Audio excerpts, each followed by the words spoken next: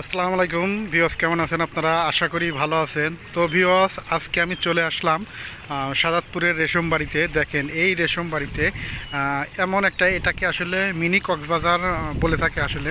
তো এখানে দেখেন রাস্তা ডুবে যায়, আর এই জায়গায় দেখেন অনেক মানুষজন ঘুরতে আসে আর কি। ঠিক আছে, এই দেখেন অনেক মানুষ বিকেলবেলা ঘুরতে আসে।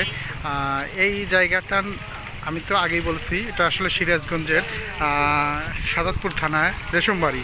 ঠিক আছে, এই এলাকাতে এই বর্ষার সময় অনেক মানুষ আসলে ঘুরতে আসে, বেড়াতে আসে। ঠিক আছে, দৃশ্যটা আসলে এই দেখতে অনেক সুন্দর লাগে। ঠিক আছে, তো আমি আপনাদের জন্য ভিডিওটা ধারণ করলাম।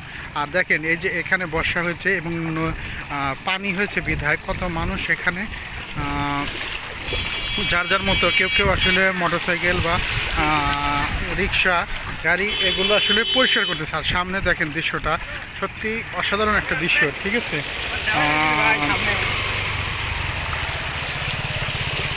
দেখেন অসাধারণ একটা দৃশ্য।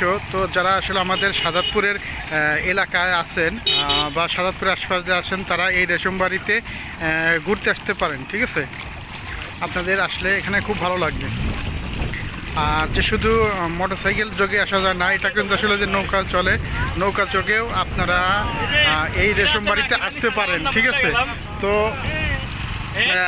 আমি একটু আপনাদেরকে একটু ভিউটা একটু দেখানোর চেষ্টা করতেছি। ঠিক আছে, অনেক পানি, এর জন্য আসলে যাওয়া যাচ্ছে না, তারপরেও যাওয়ার চেষ্টা করলাম। ঠিক আছে, আপনাদের জন্য চেষ্টা করলাম যাওয়ার।